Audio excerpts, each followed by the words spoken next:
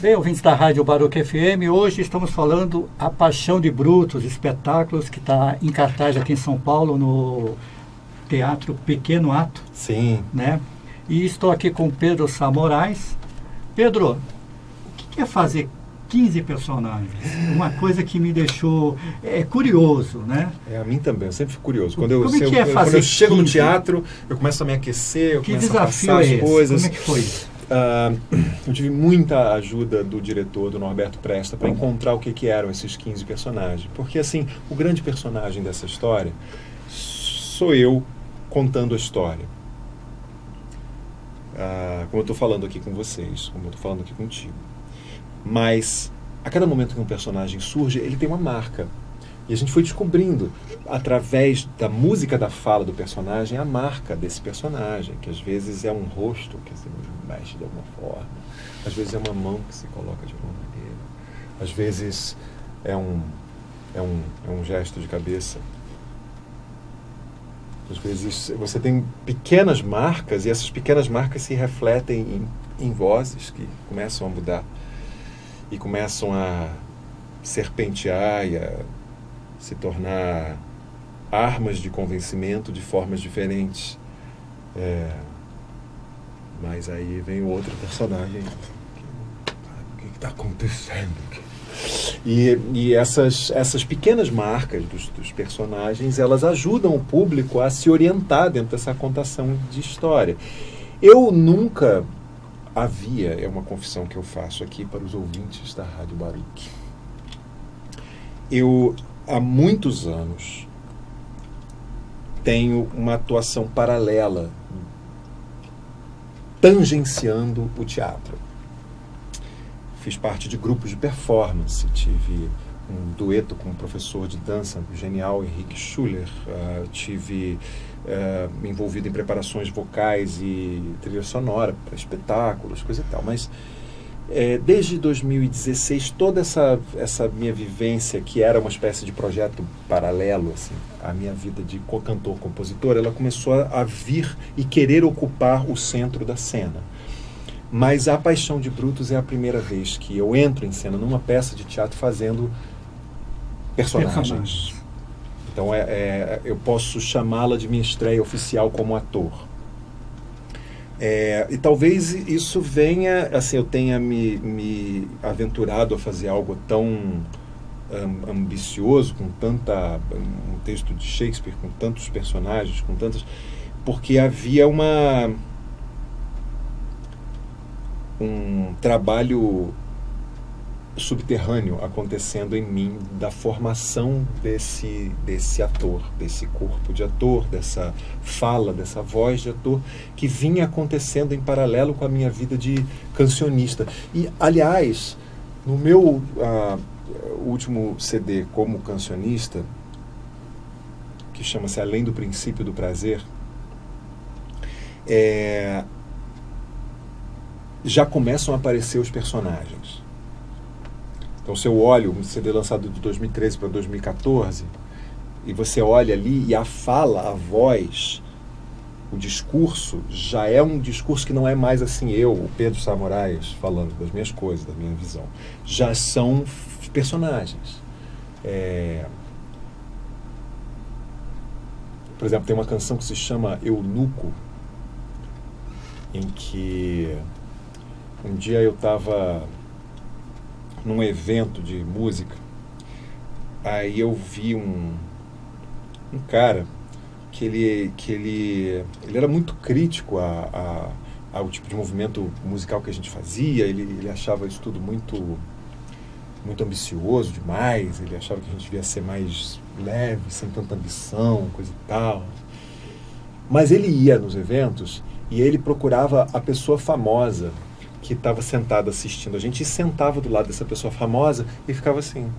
E aí eu olhei para aquela figura e visualizei como se fosse Sabe aquele livro do Sacher-Masoch, A Vênus de Peles? O sujeito que se despe da sua masculinidade, para poder estar perto daquela que é a rainha da sua fantasia, e a rainha da sua fantasia até por isso começa a absolutamente se desinteressar por essa. Então, assim, eu vi uma personagem que aí já não tinha mais nada a ver com esse cara. Era um personagem. E aí dizia: eu tenho por ela, minha rainha, estranha paixão, que basta me vê-la a vida inteirinha adquire razão, pois da minha estrela, da camarinha sou guardião. Ditosa mazela, senhora, disponha de mim como um cão. E aí, enfim, a gente pode até ouvir a canção se você quiser depois. E aí, então, Então isso vem nascendo, né? A resposta foi uma resposta longa, mas para dizer assim, como esse ator e esses 15 personagens, na verdade, eles vêm surgindo há muitos anos até chegarem na cena do... Fala um pouquinho da equipe, porque o teatro, eu gosto sempre, sem dúvida, para passar para o ouvinte que mesmo seja um solo, mesmo que você esteja em cena, mas existe uma equipe que te dá todo um suporte, um apoio. Então, fala um pouquinho da iluminação, sim, do cenário. A equipe você já artística falou do é muito diretor. bacana, né? O Norberto Presta, ele é um grande responsável por isso, viver do jeito que vive no palco. Aí o cenário foi uma honra e uma alegria contar como cenógrafa com a Doris Hollenberg. A Doris Hollenberg, ela é uma cenógrafa premiada, ela é professora de cenografia na Unirio. Esse ano ela foi premiada com o prêmio mais importante do teatro brasileiro, que tem uma versão de São Paulo e uma versão do Rio de Janeiro, que é o Prêmio Shell. Ela ganhou por um outro espetáculo do ano passado o Prêmio Shell como melhor cenógrafa. Vai que o pessoal vai assistir esse ano, ela ganha de novo, quem sabe. Doris Hollenberg. Aí a iluminação, ela foi feita em Minas Gerais por um grande amigo que é um artista múltiplo. Ele é bailarino, ator, poeta,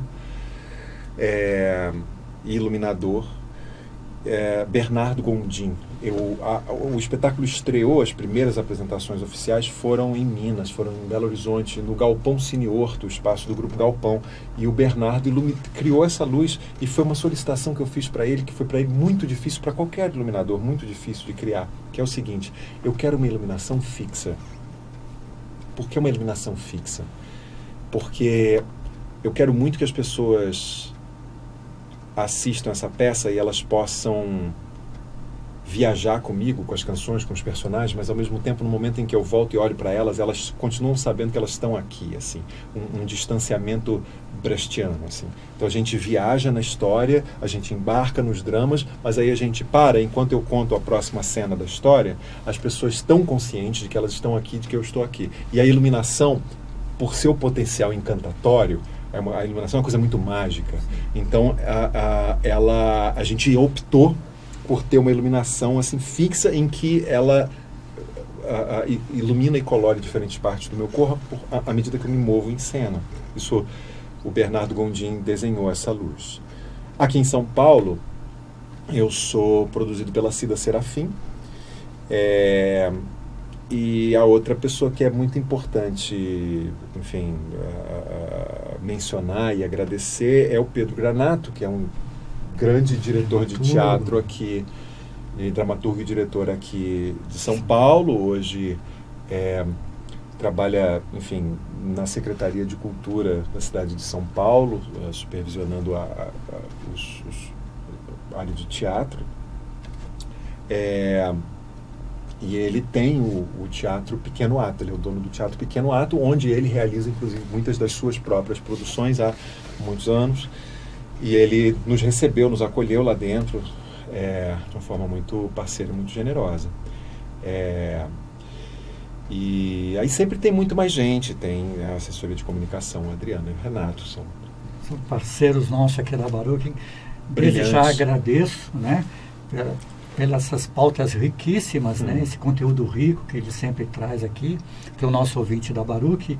E já passa o serviço então, Pedro. Vocês ficam no Pequeno Ato até quando? Dias? Então horários? são sábados e domingos, às 8 horas da noite, até dia 1º de setembro, mas não deixem para ir na última semana. O teatro é pequeno, tem 40 lugares, e para comprar ingressos com antecedência é só procurar ou no meu site, pedrosamorais.com, ou no link brutus.eventbrite.com. Você pode achar também Instagram, Facebook. Se você procurar Pedro Samorais, sociais, se você procurar Pedro Samorais, só tem eu. É uma maravilha. Pedro Samorais. Inclusive você que ouviu agora e achou que eu estava falando Pedro Samurais, não é Samurais, mas o fato de você ter pensado nos samurais faz com que você nunca mais esqueça meu nome. É Samorais. Legal.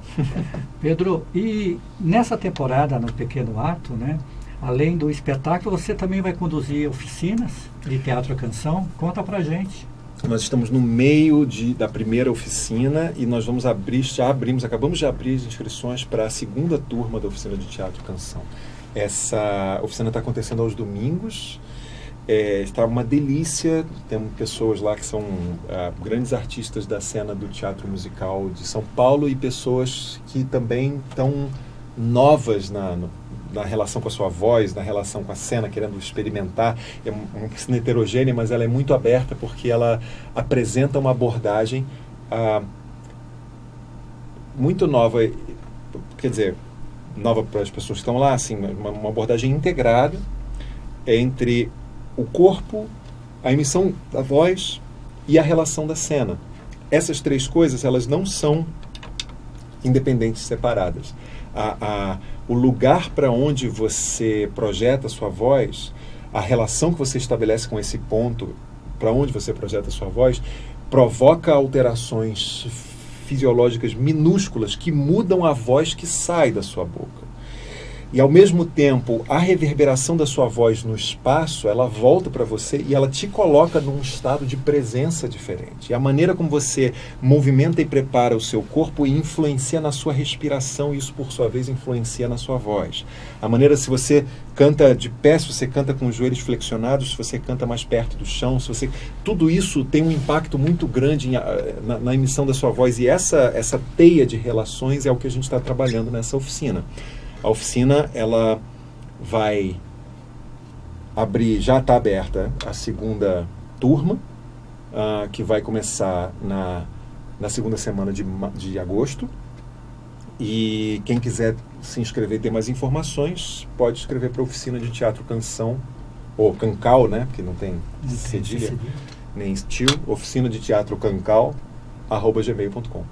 Público-alvo, qualquer pessoa? Qualquer pessoa que tenha interesse em expandir a sua expressividade com a voz cantada, se colocar em cena. Normalmente eu tenho, assim, 2, 3 tipos de público-alvo fundamentais. As pessoas que vêm da música, do canto, que são cantores, são músicos, coisa e tal, e elas querem poder se esparramar um pouco mais dentro do seu corpo, elas se movimentar, saber o que fazem com as mãos, saber como se relacionam, de um lado. E do outro lado vem muita gente do teatro, que quer abrir o espaço da sua voz cantada, cantar com mais conforto, coisa e tal. Mas aí você tem desde gente que é muito profissional e já, enfim, com trajetória, e você tem gente que, assim, às vezes, sabe, eu tenho alunos que são, assim, sabe, um professor que fez aula de teatro quando era adolescente, agora apaixonados, pessoas que gostam, assim. Acho que o pré-requisito é você gostar de cantar. Você não precisa ter uma voz XYZ, você não precisa ter o corpo XYZ.